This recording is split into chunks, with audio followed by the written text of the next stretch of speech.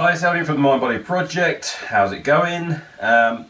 So for the next 2 to 3, maybe 4 weeks, I'm going to be talking about depression.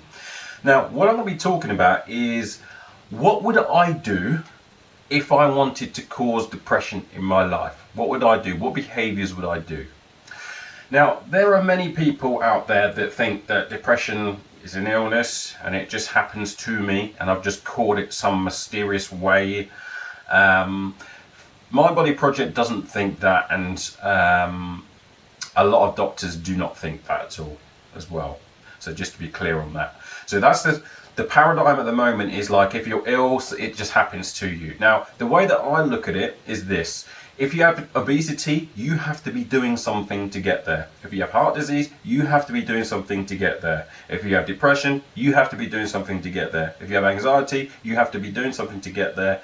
Phobias, you have to be doing something to get there. Diabetes type 2, you have to be doing something to get there. It doesn't really matter. Illness is the box that you get put into. Once you're in that box, it limits options. It limits you as a person.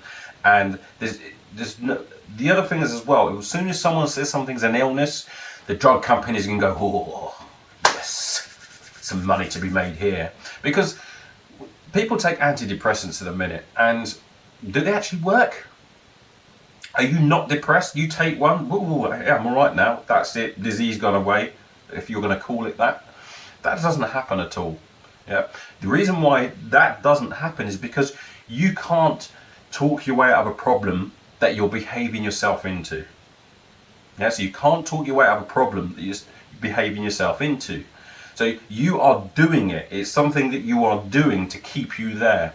Now, I just want to talk about the doctors for a second, because I was doing some research and listening to someone on autoimmune, the doctor who does autoimmune research, and what he was saying is that the doctors at the moment, the GPs at the moment, are about 17 years behind, because what they're trained to do right now is they're trained to deal with symptoms.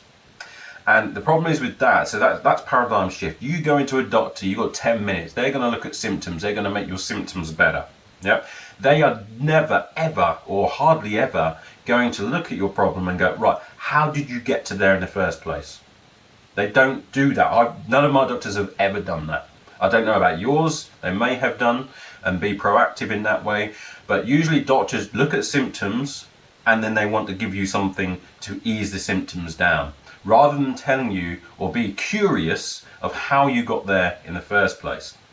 Now, so that clears that up. So what he's saying is that doctors now are around about 17 years behind in their thinking, because they're not trained to look at the big picture of how you got there in the first place.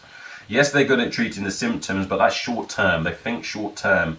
They're not thinking long term for your health. And you need to start doing it, especially when it comes to the area of depression, because there's a lot of things that I think are shocking out there. And again, as soon as you get put in that illness bracket, then you're sitting there on drugs for the rest of your life. Yeah, that's, again, it's good for the drug companies because they've got a customer for life, and the research is all going to stack up accordingly, because again, it's all going to, you're a customer for life. They don't care. Yeah, so that's the way it's going to go. And if you, so that deals with that. It deals with that. I want to say that, like, depression is behavior and a strategy, and it's something that you do. You have to do something continuously, or do a load of things and multiple behaviors to keep yourself there. People get depressed now and again, or sad now and again. That's fine, but you have to be doing something consistently in certain areas of your life to keep you there constantly. And there's 20 that I've written down, and I'm going to talk about them. So you're going to have one every day, and you're going to have a look at it. So the first one is, so what would I do if I wanted depression? So this is the theme, this is what the question is. What would I do personally? I would eat an acid diet. So what does that mean? I would, first of all, I'd have a load of processed foods in my diet. So do you know those pound thing, the microwave meals? I'd have a load of those if I wanted depression. I would have no fruit and veg. I wouldn't have any fruit and veg because that would make me really feel good. So I don't want to do that. And the other processed foods I'd say about processed foods is that there's loads of research out there. It puts toxins in the body. Now, that's the reason why, if I wanted depression, I would eat those foods, because those toxins in the body make you feel bad. Yeah, they make you feel bad. There's loads of clients out there, there's loads of testimonials saying that they changed their food from depression. They were depressed, changed their food, 2 weeks later they're all right. 2 weeks later, and then you followed up on them years later. Yeah, I changed because I changed my food. I was eating myself to depression. So that's what they were saying. So there's loads and loads and loads of cases of that, because that person got toxins in the body, makes you feel bad. Yeah, there's another combinations which I'll talk about in other parts, but yeah, so I would do that. So I'd eat processed foods, I'd have no fruit and veg, I'd have lots of sugar. Yeah, again, sugar. As soon as that sugar spike goes up, then all of a sudden it's not very healthy for the body at all. So if you load your sugary foods and your insulin levels spike up, then that's causing issues as well. So that's going to make you feel bad as well. Takeaways, I'd eat lots of takeaways if I got depression. Yep, lots of toxins in there that'll help me feel bad. Yep. Processed meats. Okay, the World Health Organization is saying, well, in 2015 is saying processed meats are carcinogens. Yeah, it's a probable carcinogen. In other words, cancer causing. Yeah, so that's your ham, your hot dogs, your bacon, your salami, pastrami, all that type of things are cancer causing. They put it in the same category.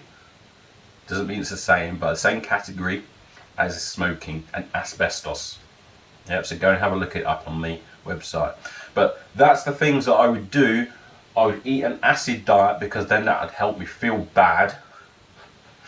Yeah, I'll feel really, really bad. I'll have low energy levels. Yeah, because my body is sitting there trying to use all of its energy to actually keep my pH at a certain 7.36. So that's what I would do. Yeah. If I wanted to have depression. So that's what I'll do. The first thing is I would want to eat an acid diet. So I'll be back tomorrow for number 2.